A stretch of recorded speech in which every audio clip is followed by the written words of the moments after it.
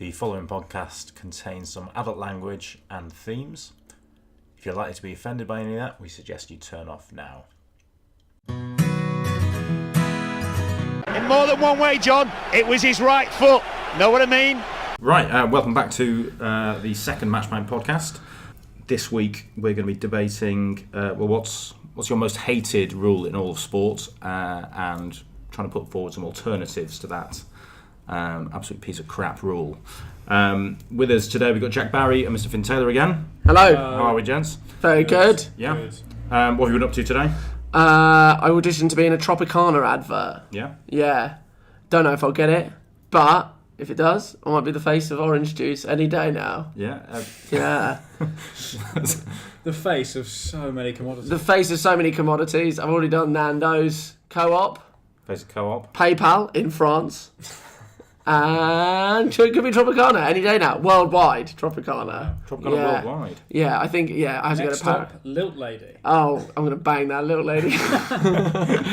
You have to, she won't bang anyone who's not a Tropicana stud. Yeah, it's some sort of, at the moment she's nailing the cartoon character from 7-Up in the 90s. And I'm hoping to swoop her away from him. What's the man from Del Monte saying about all this? Oh yeah, he's a snake. Keep an eye out for him. Do you suspect him and the little lady are having? Yeah, behind the 7-Up guy. Who is the 7-Up? He was called like Whizbang or something, wasn't he? Or Q's it. Do you remember him? I have no idea what you're talking Do you about. not remember him? You lived abroad as a child. I don't know what weird adverts you were watching. Right, I swear that was in this country. He had like he was like white, and he just had like a white outline. Oh, people got to know what I'm talking about. In my head, he looked kind of like Guile from Street Fighter. I think they might have been related. That's not a reference that made it any easier. Oh, god damn it. This is my problem. My references are all TV and computer game related, and yours are sport. I guess we'll just do a sport podcast, shall we, and see where that gets us. What a bunch of virgins. Yeah. Finley, what have you been up to today? Anything fun? Went to the gym. Okay. Went to Pure Pump. Yeah. And it was the gym instructor's last class. You feeling sore? I'm alright, feeling alright actually. Was there a little cake afterwards? No, because on his personal journey story, he said that one of his weaknesses is pasta and cake. Yeah. He said he let himself go too much with pasta and cake. What do you mean his personal journey story? So if you go on the Pure Gym website, all the instructors have a story. So this is when me and then my ex-girlfriend that I used to live with these guys with. That's when we were feeling pretty chubby and went, well, let's look at some personal trainers. And then all the personal training stories that you have on the Pure Gym website are like, I just love fitness and keeping muscle, blah, blah, blah, blah. And then this one guy called Omar, who's this little short, quite stocky Italian guy. Yeah. His blurb was just, hey, my mama fed me too much pasta and cake. I couldn't stop eating pasta and cake. And then I decided to stop eating and start exercising. But he's still a fiend for the cake. He's still a cake fiend. So yeah, you can't. I like that. So it's like an origin story, like in like comic books. Well, about all the first rule of marketing is get a narrative. Get a good narrative. Yeah, I was bitten by a radioactive cake. and now I hate cake. Last week he had the lady that's filling in for him like depping the class, and I wasn't really a fan of her. So I'm So you think you're out? Well, so you're going to get fat now? I'll go again and see what's what. I still can't go spinning because you cycled your dick off. Cycled my dick off. Yeah. Is that a medical term or? I think it's an army term. Right, okay. I think it's a weapon they use against the Taliban. Put them on a bike and wait for their penises to fall. Yeah, so I did go a couple of weeks ago, then I sort of started feeling some pangs, and I went, it's not worth it. It was a long time ago that you had your... Well, maybe you should explain what happened. Well, yeah, Finn, please. I went to 2 spin classes in 2 days. Mm-hmm. In between those spin classes, I think I received approx 3 hand jobs. Oh, crikey. One probably for myself, I think, as well. It's nice that you refer to it as a hand job. Well, it's coming from yourself. Brevity's sake. Right, okay, cool. But I also really... This wasn't so much a spin class as like a Scottish man shouts at you to cycle for 45 minutes non-stop. Yeah. It wasn't like, oh, now we're standing up for a bit, now we're resting. It wasn't high intensity. It was just cycle for like 45 minutes. Yeah. His origin story was that his family were murdered by bikes. Yeah. So his family had been murdered by a roving gang of bike ninjas. Anyway, just pushed myself far too hard, fainted, and then went to the toilet and just started pissing blood. Yeah. And then went to A&E. They were like, that shouldn't be that colour. Yeah. That sample. Positive. You would have known that. Positive words to hear in had A&E. the camera down the cockhole. Yeah. Didn't find anything. Trauma-induced prostatitis was the prognosis. So I'm either going to not go spinning or buy some padded shorts. Some temper. On the tenor. So Just get a nappy on. Get a nappy on, yeah. Get a nappy on. Fantastic. But, Well, you've had a hell of a few weeks. Good stuff. Right, well, let's crack on. So, the task this week was to come up with your least favourite sporting rule. What do you hate? Tell us why it's crap and propose a few alternatives. Who'd like to take first? Not. I'll go first. Yeah.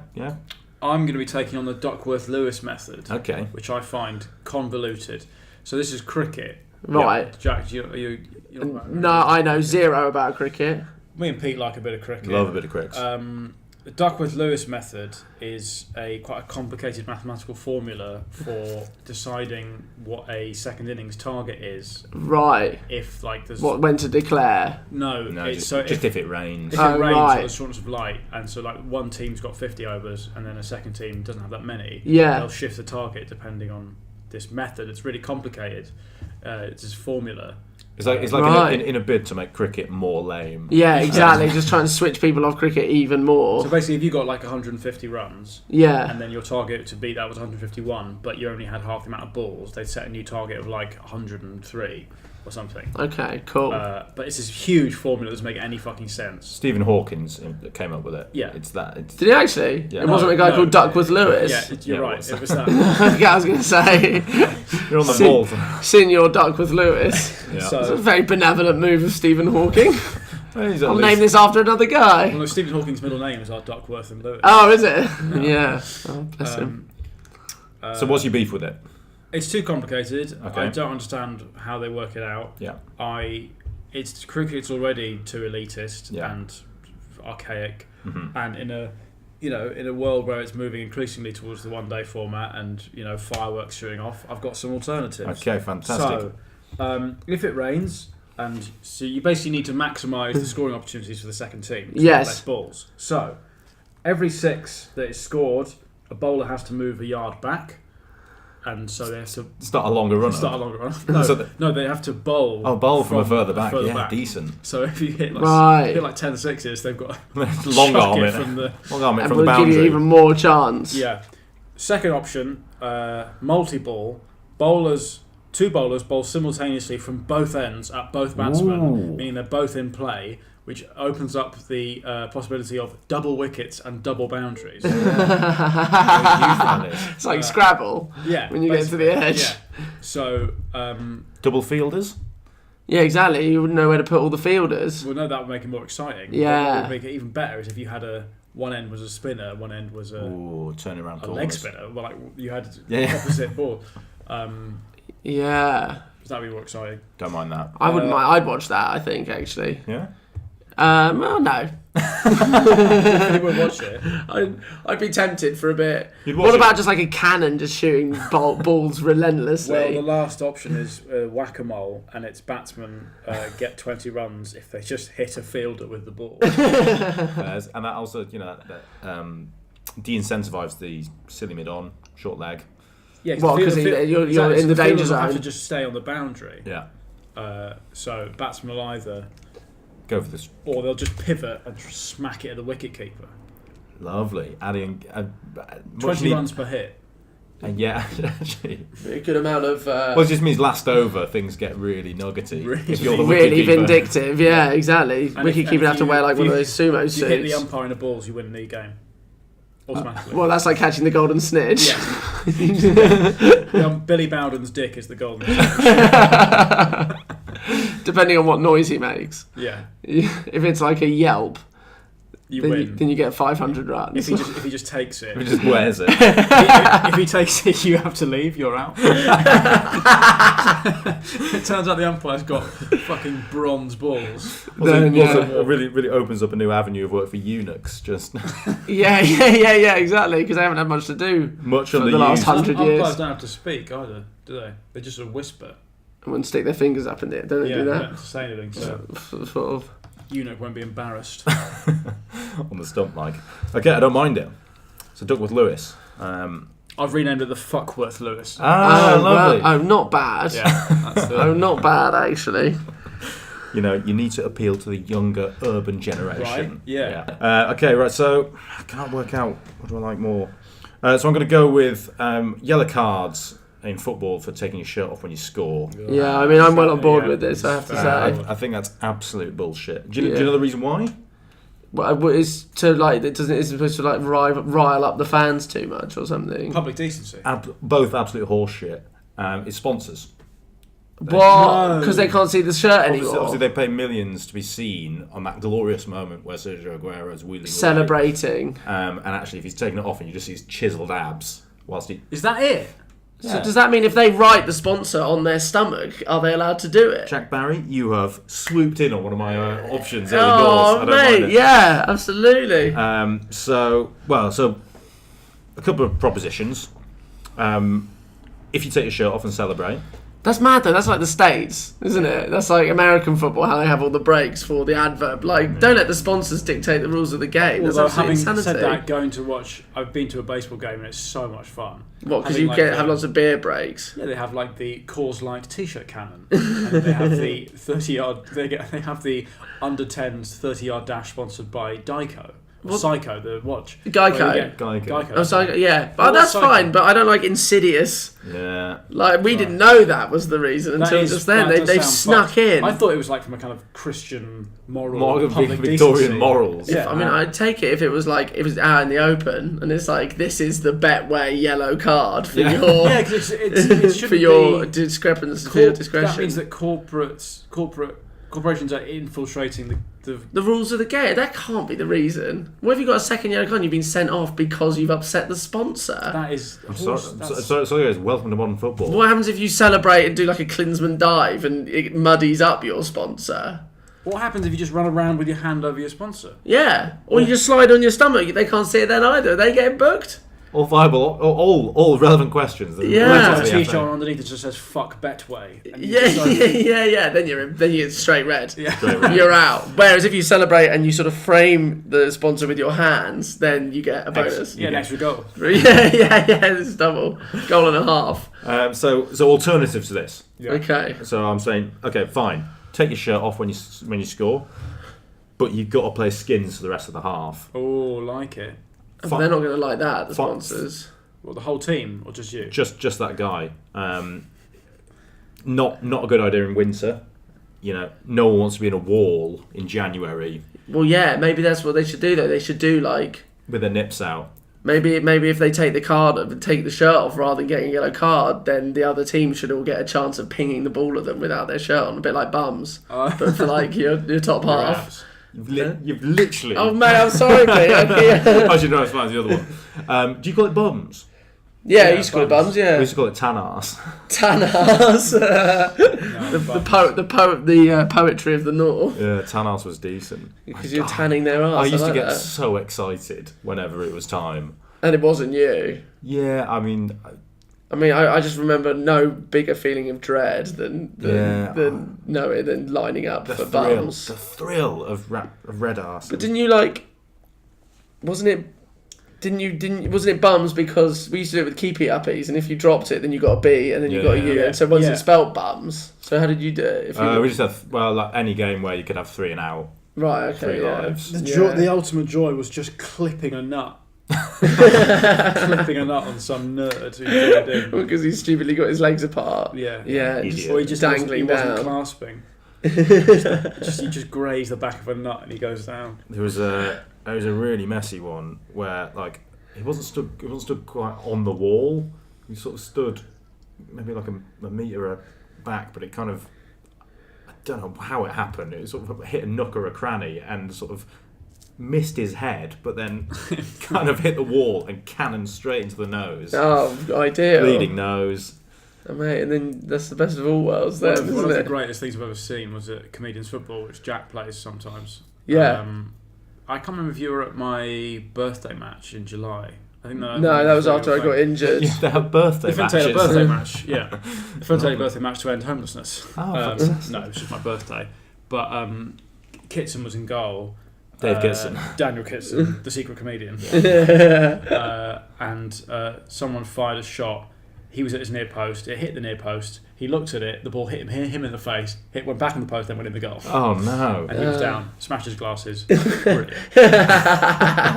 Sheer joy. Yeah, because you get the goal and Yeah. take out the keeper at the same time. And it's technically listed as an own goal. Yeah. Triple threat. Yeah. Tough. Okay, so moving on. Next alternative. Fine, but you got to get that club sponsored tattooed on your chest. Yeah. Yeah, only fair. You know, Yeah. back in the 90s. It's going to be difficult when it sort of turns over every year. Not their problem. Just No. get it. You could just get it stenciled on. Get Banksy to do like a mural on you before each game. Some henna. Some henna, some Lovely sweet henna. henna. Yeah, no. Who is it? I was going to say Chevrolet. Am I behind on that? No, Man, you still the sponsor? Yeah, of my Chevrolet? Chevrolet sponsors Man U. It's still Lovely. Chevrolet. Yeah. Tell you what, that'd be difficult Yeah. for Everton to sponsor, wouldn't it?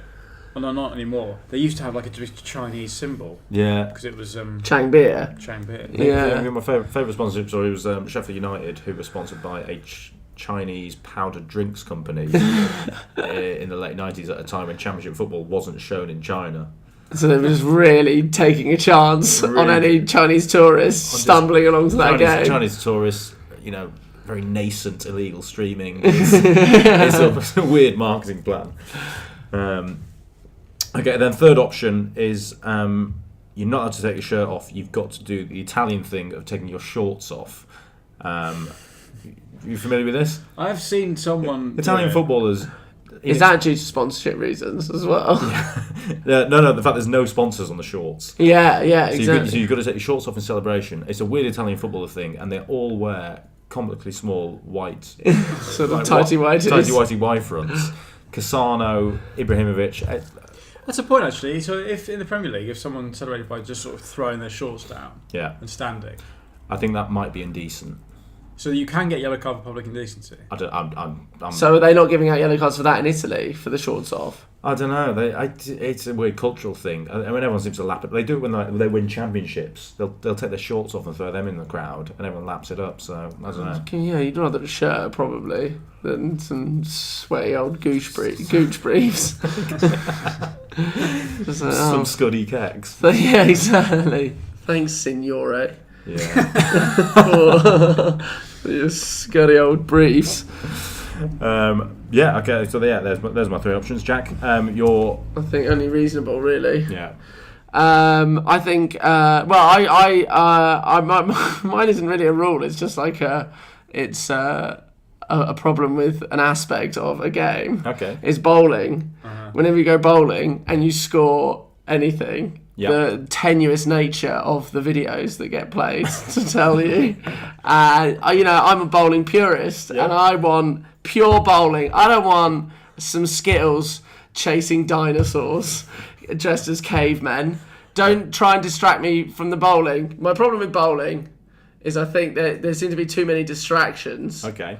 from the bowling, which makes me think maybe it is like a really boring game. Like Time Crisis and That you've got there's Dance Mat a Revolution. huge amounts of arcade games and alcoholic drinks to distract What I you. would say to you is, Yeah, you want bowls. I want bowls. You want to play bowls. You're absolutely right. I suppose you're bowls right. is basically like a lawn bowls. Yeah, lawn bowls is like a capitalist. But then also bowling. I'm wondering if the reason I like bowling is because of all those distractions. Yeah. And actually what I really want is that rolled out into all other sports. So I guess that's kind of my suggestion. Candy floss and air hockey. Yeah, exactly. Or just anything. If someone what's scores a your- goal in the Premier League, I want a video of Alexis Sanchez dressed as a caveman chasing a bunch of like Man United players dressed as like baby pterodactyls and then squashing them with his big club. The thing about having all the distractions is that, like, if you were watching a Premier League game, it wouldn't just be the videos, because if you're bowling and then you play time, you're the athlete.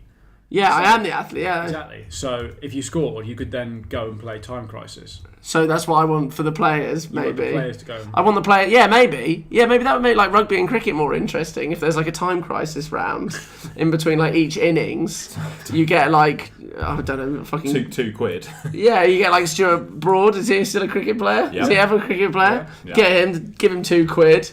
He's got to, try and kill the guy with the long hair and the Captain Wolf or whatever his name is, the baddie in Time Crisis 2. Rachel. Yeah, exactly. Yeah. And then... was it Rachel? Was that Time Crisis? Yeah, it was Rachel, I think. Yeah. Castle and rescue. And then it's like, his name's like Evil Wolf or something, like island, Grey Wolf. The island was called... what was it called? It's Queef Island. But yeah, that's what I want. Yeah, so this is what I really want. I want these rules rolled out to other sports. Okay. If there's like a ruck... I hate like when you're watching rugby, like there'll be like a penalty try, and it's like it's in the scrum and they don't know what's happened. Get rid of that. Yeah. Just play around a Time Crisis to decide whether or not it's a try, and then get the players to dress up as cavemen to celebrate the try.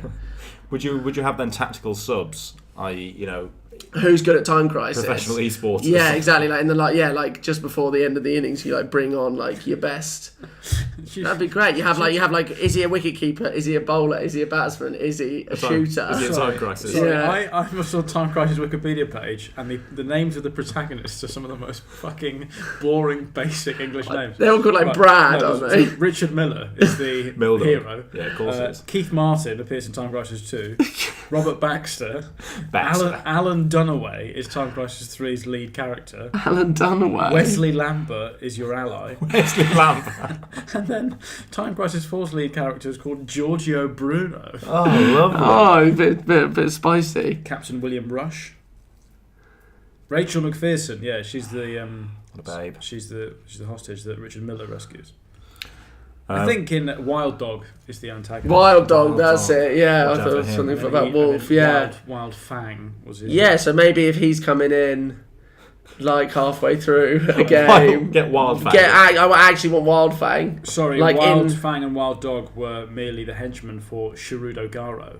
Oh, Who was the Shirudo.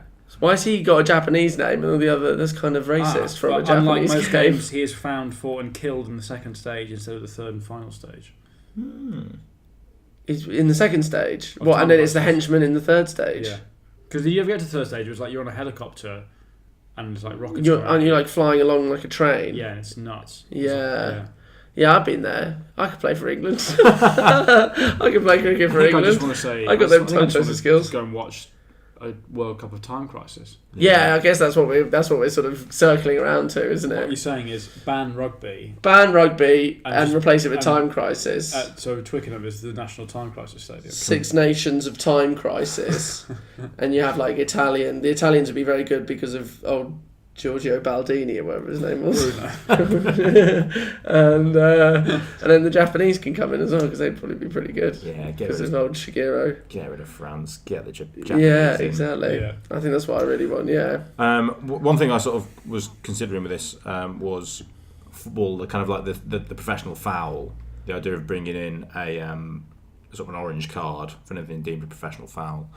What do you think about 2 minutes in the sin bin where the offending player must perform 2 minutes of observational comedy?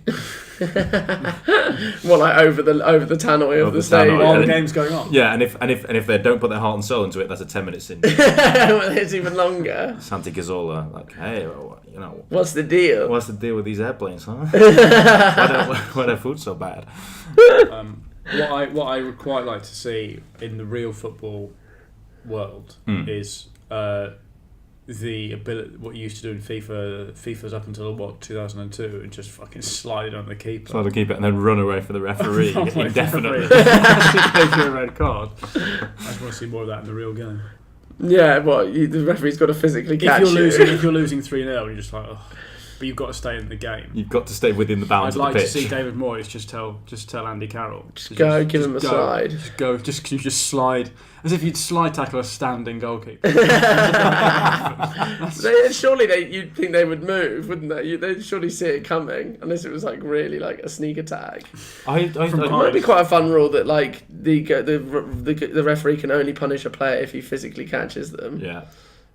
And so you have to have like sprinters who are referees, and like if there's a foul, he's like running over, and the offending player's like up, and he's gone like towards the corner flag, like just running laps, pelting it around, and maybe he forgets about it, and like the referee sneaks up behind him later on. He's like, "Gotcha!" Here's a yellow card for half an hour ago. You combine tag rugby with football, so that every football has tags. Yeah. And then if the referee gets your tag, then you can go in the book. Who's got an engine and who hasn't? Mike Dean, not got an engine. Mike Dean would be shite, and I would be so pleased because he's all flair. Pig. He's all flair, but he's not pace.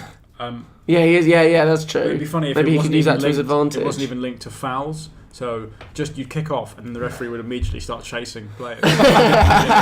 stuck in the mud. If he catches you, you've got to stand still. Yeah. So you've got to run away. So it's just like trying to play football, but there's just a malevolent arsehole chasing you around the whole time. You're trying to find space and break through the lines, as well as trying to avoid Mike Dean trying to rip the shorts down. Yeah, I mean I think that's pretty much what Mike Dean does at the moment, isn't it? Yeah. Yeah. Just trying to get a good look at all the Spurs players. Knackers.